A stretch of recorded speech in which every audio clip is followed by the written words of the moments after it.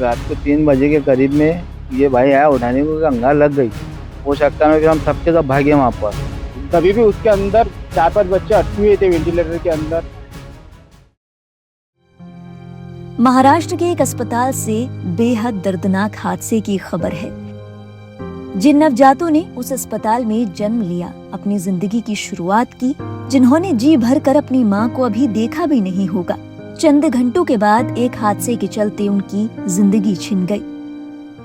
जो वेंटिलेटर लोगों की जिंदगी को बचाने के लिए बाज दफा उनका सहारा बनता है, उसी में विस्फोट होने की वजह से इन नवजातों की जिंदगी चली गई। ये हादसा अमरावती जिले के सरकारी अस्पताल में NICU यानी नवजात शिशु गहन चिकित्सा इकाई में वेंटिलेटर के फटने के बाद हुआ। जानकारी के मुताबिक ये घटना सोमवार सुबह तकरीबन 3:30 बजे की है।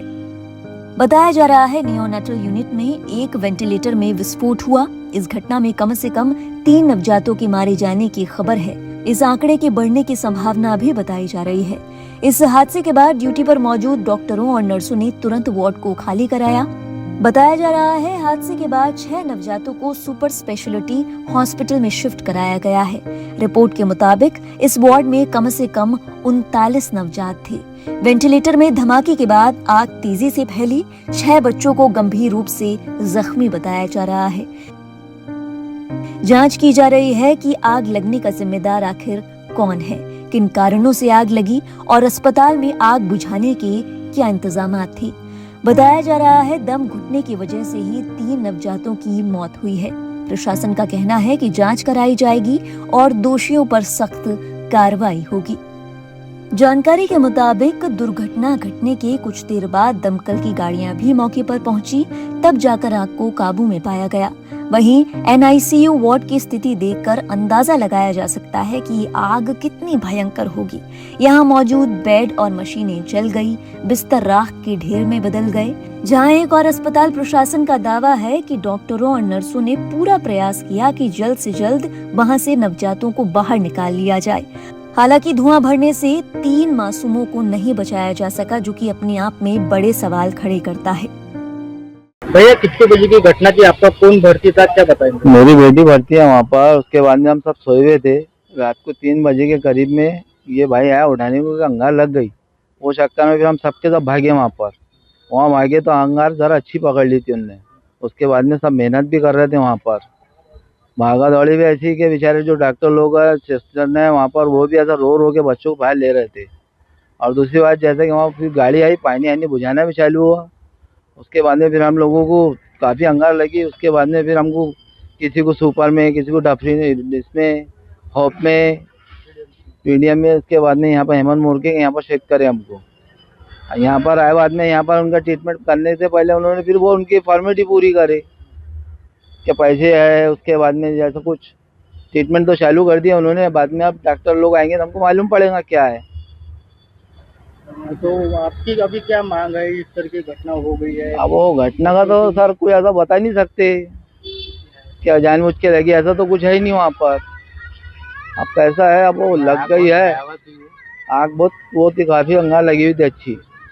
उसके बाद में अब वो जैसे जैसी कवर हुई तो सबों को बच्चे रिफर करे वहाँ पर, जितने थे। दवाखाना पूरा खाली कर दिया वहाँ पर। नाम बताइए। तस्लीम खान। क्या बताएंगे ये घटना को? क्या कितने बजे की घटना है? 3:30-4 बजे की घटना है। जब मेरी वाइफ ICU में गई थी तब वहाँ पे उसको ब्लास्ट का आवाज़ आया। ब्लास्ट का आवाज़ आने के बाद मेरी वाइफ अंदर जाके देखी तो आग लगी थी वहाँ पे।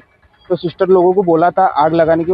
जब तक मेरी वाइफ नीचे आई, मेरे को बोला कि ऊपर आग लगी है, आओ सब। मैंने सबको ऊपर जाके देखा पहले कि आग बहुत जल्दी, बहुत ताकत से लगी थी।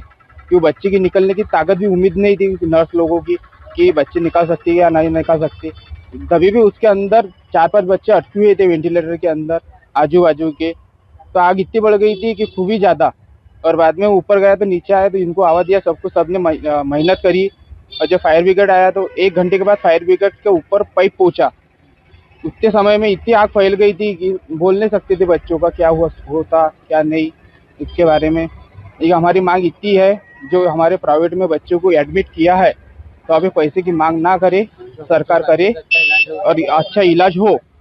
इतनी हमारी मांग है, बाकी वो कुछ भी नहीं। नहीं कि अभी यहाँ से गई। बच्चे थे अंदर और कितने 40 से 50 बच्चे थे, उसमें से 8-9 बच्चे फंसे हुए थे आग के अंदर, बाकी 3 की मृत्यु हुआ, बाकी 6 रेफर है, सीरियस बच्चे है, वो उनका कह नहीं सकता कि क्या हो सकता है, कुछ नहीं है।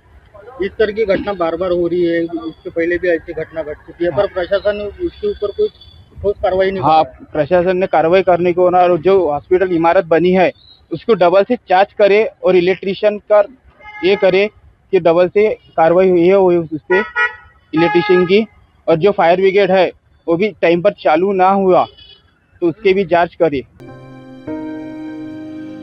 सवाल ये कि डॉक्टर और नर्स कितनी देर बाद एक्शन मोड में आए। उन्होंने नवजातों को वहां से बाहर निकालना शुरू किया। क्या अस्पताल में आग से निपटने के लिए ठीक और पूरे इंतजामात थे? दमकल की गाड़ियां कब पहुंची? कितनी देर में आग पर काबू पा लिया गया? यकीनन इस हादसे के बाद 3 नवजातों की जान जाना अपने आप में अस्पताल प्रशासन और मेडिकल स्टाफ को सवालों के कटघरे में खड़ा करता है। इस घटना के बाद स्थानीय विधायक सुलभा संजय खोटके भी मौके पर पहुंची। इस घटना को लेकर उन्होंने क्या कुछ कहा, आइए आपको दिखाते हैं। ये तो बहुत बड़ी दुर्दैवी घटना हुई है। छोटे बालक जो है वो कम दिन के रहते, कम वजन के रहते, उनको अपन आईसीयू में रखना पड़ता है, लेकिन ये गरीब लोग यानी परिस्थिति की वजह से ये बाहर गांव से जो बालक थे इनको आपने इतना अच्छा अमरावती में आईसीयू बना था वहाँ पे लेके आए थे।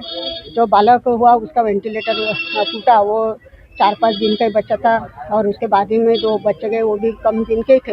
वहाँ पे 9 पेशेंट थे, उसमें से 3 एक्सपायर हुए, लेकिन यहाँ पे जो स्टाफ थे उन्होंने सब बच्चों को बाहर निकाल के प्राइवेट हॉस्पिटल में वहाँ पे उनको एडमिट किया है। लेकिन ये दुर्दैवी घटना है, इलेक्ट्रिक का मामला है, इसमें अभी तो चौकसी होने के बाद ही पता चलेगा। आपने क्या सूचना दी? मैंने दिया कि उसकी चौकसी करो और इसमें क्या घटना हुआ है इसका भी अपन तपास निकालें।